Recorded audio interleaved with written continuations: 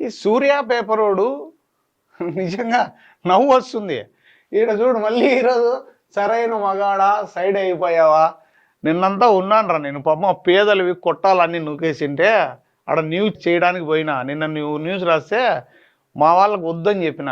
నా దగ్గర ఇంకా 2-3 ఉన్నారు, ఇంకా ఒక్కొక్కరు వస్తాంటారు కౌంటర్లు ఇవ్వడానికి. నేను ఎందుకులే, నేను వద్దులే అనుకున్నా కూడా మా ఆఫీస్లో స్టాఫ్ లేదు సార్ మనం కౌంటర్ ఇవ్వాల్సిందే అని ఇచ్చినారు. నువ్వు చేయకుండా మళ్ళీ మీ వాళ్ళతో చేయించినావంటే నేనేమన్నా గవర్నమెంట్ హాస్పిటల్లో పోయి ఆ పేషెంట్లు కొంతమంది పేదలు వస్తారు గవర్నమెంట్ హాస్పిటల్లో, పాపం వాళ్ళు ఎంతో ఇబ్బందులు డబ్బులు లేక గడిస్తే వాళ్ళ భయాన్ని క్యాచ్ చేసుకొని ప్రైవేట్ హాస్పిటల్కి షిఫ్ట్ చేసి ఆ ప్రైవేట్ హాస్పిటల్లో కమిషన్ తీసుకొని బతికే వాడు నా గురించి యూట్యూబ్ ఛానల్లో ఏదో చేస్తే నేను వానికి కౌంటర్ ఇవ్వడం అసలు నాకు సమబుద్ధి కాదబ్బా. అసలు నాకు సమబుద్ధి కాదు. నేను చిన్నప్పటి నుంచి భయం అంటే ఎందుకు ఎరగనే నేను. నా పుట్టినూరులోకి వెళ్ళి కావాలంటే ఎంక్వైరీ చేసుకోండి. నేను చదువుకున్నప్పుడు కూడా నేను లీడర్ ఏఏఎస్ఎఫ్లో పనిచేసిన, యూత్ కాంగ్రెస్లో పనిచేసిన. భయం అంటే ఏంటో తెలియని వాడిని. నా బ్యాక్గ్రౌండ్ ఇంకా చాలామందికి తెలియనట్టుంది. తెలిస్తే ప్రకాశరాజు ఏదో సినిమాలో డైలాగ్ చెప్తాడు చూడు, కారేది ఉచ్చలే లాస్ట్ ఉచ్చే అని. అట్లా మీకు తెలియదు అనుకుంటా ఇంకా నా గురించి సరిగా తెలుసుకోండి. బట్ నేను మీకు కౌంటర్ ఇవ్వదలుచుకోలే. మీరు రాసే న్యూస్, మీరు ఎవరినైతే బ్లాక్మెయిల్ చేసి న్యూస్ రాస్తారో వాళ్ళ దగ్గరికి వెళ్ళి ఏం జరిగింది, AP39 టీవీ మిమ్మల్ని టార్గెట్, మిమ్మల్ని కాదు మీరు చేసే బ్లాక్మెయిల్ టార్గెట్ చేయడం మా ప్రధాన ఉద్దేశం. మీరు ఇప్పటి నుంచి ఎవరెవరిని బ్లాక్మెయిల్ చేస్తారు. ఇప్పటికీ చాలామంది అధికారులను బ్లాక్మెయిల్ చేసినారు, డబ్బులు విండినారు, లక్షలు. కానీ మేము అలా చేయలే. ఏదో మా ఏం ఛానల్ అప్పది హంటర్ అంట. హంటర్కి ఇంకా స్టూడియోకి వస్తూనే ఉన్నారంట మా బాధితులు. ఒక్క బాధితుని తీసుకురా, కానీ మీ బాధితులు మెసేజ్లు పెడుతున్నారు నాకు. నా దగ్గర ఉన్నాయి మెసేజ్లు, అన్న నిన్న మొన్న కూడా మమ్మల్ని బ్లాక్మెయిల్ చేసినారని. కొంతమంది జర్నలిస్ట్ మిత్రులు అన్న ఎందుకన్నా వదిలేసేయన్నా అంటే గమ్మనున్నా నేను.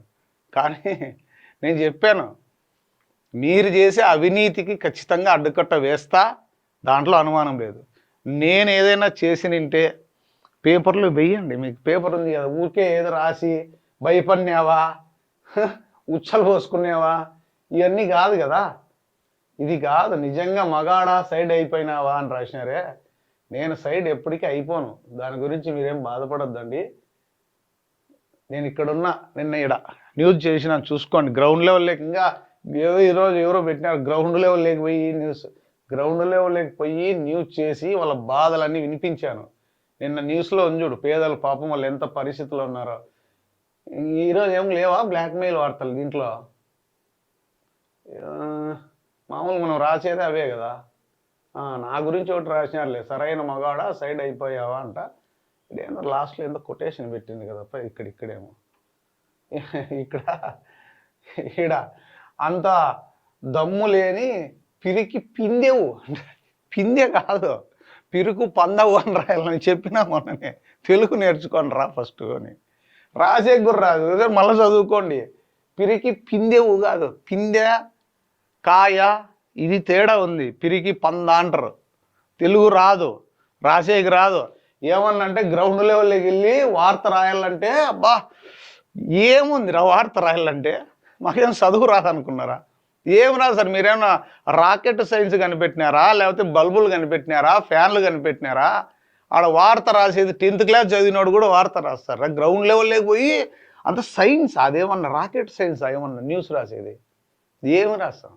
నేను ఆల్రెడీ చెప్పిన 2019-18లోనే ఇదే సూర్య పేపర్ అని నడిపిన వాళ్ళం మేము. మీకంటే నేను కవితలు రాస్తాను, నేను కవిని, నాలో ఉన్న కవిని ఇంకా నిద్ర లేపుతా అన్నీ ఒక్కొక్కటి వస్తాయి. ఇంకోటి కూడా అన్నారు, ఏదో తాగి ఏదో మాట్లాడినారని. అంత దిగజారలేదురా నేను. పబ్లిక్ స్పీకింగ్ రా, స్టేజ్ మీద ఎన్నోసార్లు నేను ప్రసంగాలు చేసిన. ఇంటర్మీడియట్లోనే స్టేజ్ మీద మాట్లాడినండి నేను. నాకు స్టేజ్ ఫియర్ లేదు. తెలుగులో బ్రహ్మాండంగా రాయగలుగుతాను. మీ బతుకులు బ్లాక్మెయిలు, గవర్నమెంట్ హాస్పిటల్లో చిల్లరకు డాక్టర్లు ఇచ్చేదానికి నా గురించి పోనీ ఎక్కడన్నా మీ దగ్గర అంతమంది రిపోర్టర్లు ఉన్నారు కదా, ఎక్కడన్నా ఒక్కరిని బ్లాక్మెయిల్ చేసినట్టు కానీ, ఎవరినైనా బెదిరించినట్టు కానీ, ఎవరితోనో డబ్బులు తీసుకున్నట్టు కానీ, నేను తప్పు చేసినట్టు కానీ ఉంటే మీరు వార్త వేయండి. నేను మీ మీద వేస్తా. ఉన్నాయి, అన్ని ఆధారాలు వస్తున్నాయి. మీరు కూడా అన్నారు మా దగ్గర అవి ఉన్నాయి ఇవి ఉన్నాయి. ఇప్పుడు కూడా ఛాలెంజ్ చేస్తున్నా, ఏమున్నాయో బయట పెట్టండి. బతుకు శ్రీశ్రీ గారు చెప్పినట్లు మీది ఒక బతుకేనా కుక్కల వలె నక్కల వలె పందుల వలె బందుల వలె వెనక దగా ముందు దగా దగా దగా మీ జీవితమే దగా దగా.